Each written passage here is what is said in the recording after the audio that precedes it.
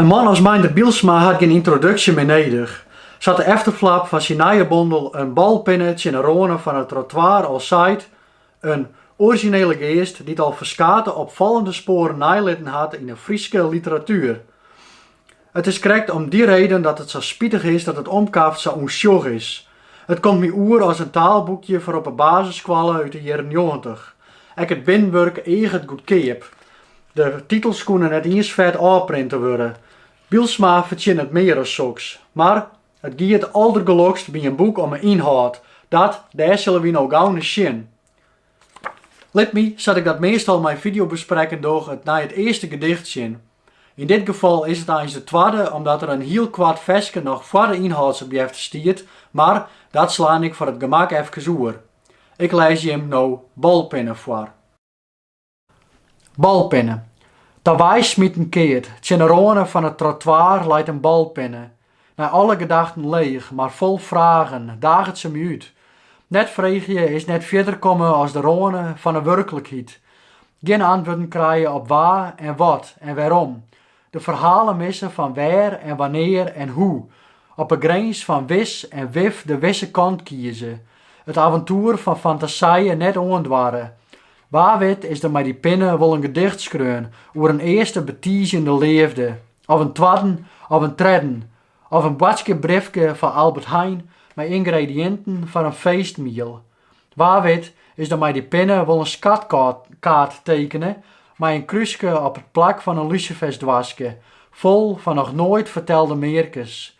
Van een mysterieuze stien met een wondere werking. Van een nunder die het roest van nog nooit jerde meldijen.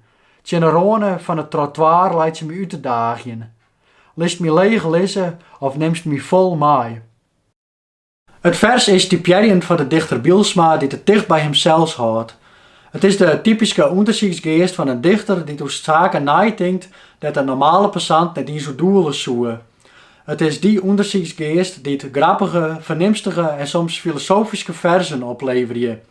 Kwatswiel komt ook in de bondel voor en gedichten die zijn oud mannenpraat aanhingen. Maar oren worden een alziedige bondel. Al is het wel zo dat de kwatswiel me soms wat te kwatswielig is en net boven de anekdote uitkomt. En de oud mannenpraat gedichten binnen me soms krekt wat te oud lullig. Maar ontzag via de kritiek. Want net steende dat, steden er een soort prachtversen in, dat er wel die elementen goed in combineert en dan verjouw ik hem graag die peer minderen. Bang. Wie het Borman wel dat ik niets met Stien had te praten, en wie het er alderweenst wel weer over eens dat het waar wel eens beter west hier, maar dat het echt nog wel minder koe. Waarom die vraagtekens? Waarom vertrouw ik in het vertrouwde net meer? Zal ik aanst voor de boekenkast staan, inboen in mezelf, wilst alle boeken uit de boom springen, had de bladzijden uitskworen om een omkool die het hem zelfs net meer verklaren kan. Is ongemerkt de tijd dichterbij sloept, dat van de riemen en teltjes de riemen in hier net meer riemje en de teltjes me niet meer te vertellen ha. Wal het me een omkeerde echo, onbonzend in stee van uitsterrend terug de kop. Bang, banger, maar het bangst ben ik voor het boek dat waarwit nog wel skreun worden zal. Oer een eerme ziel, dit verdwaalt in hemzelf als een asielzieker, in eigen asiel om asielziekert en Gisbert Japiks en Pieter Jelles houdt van criminelen of kickboxers. Wat mij het meeste aanspreekt aan een balpinnetje in de ronen van het trottoir is de taalmacht, maar in het bijzonder de taalwille. Dat is een wierige niet. Die taalwille van de schreeuwer siepert door alle verzen heen. Maar in gewoon verzen hadden de sloezen zoveel iepen zetten dat het geen Cyprië meer is, maar streamen. Er binnen gongens meer dichters die het zo pretenderen te dwaan. Maar dat ja al gauw krampachtig worden in harde beziekjen om grote woorden, verscherre neologismen en zuiver verplichte alliteratie te broeken en daardoor het vers de nek omdraaien, leest het bij Bielsma osa natuurlijk. Toch zijn jarenlange ondervinding is het zuiver een tweede natuur worden. Hij hoeft bij wijze van spreken net het witboek erbij te pakken om een nog mooier wit te ziekjen. Het is die souplesse, die natuurlijkens, dat boatjen, dat taalboatjen wat een wier geniet is voor de lezer, zonder dat het hem tjinstiert. Draaimolen. Draaimolen de waai linksom als een kere weer. De duivel op het doelen bliksems. Geen al mijn stoompunten naar een rol. Van zuid naar eerst en wargel muziekjend over het noorden en het wilde westen in. Ek de tijd is net te houden. Wat nies nog nou wie is nou al weer nies. Draai mjellend draai ik de werkelijkheid fien. Ik jou mijn oer onlangsten die al te lang mijn langsten wienen. Als laatst met het cowboy de laatste wilde jaren plat in de nekken. Fjouwde ik op mijn Mustang over de grenzen.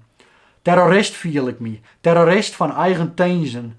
Duivel, tinken, tiet en rompen triest. Ken ik alle fantasieën met een lasso vangen.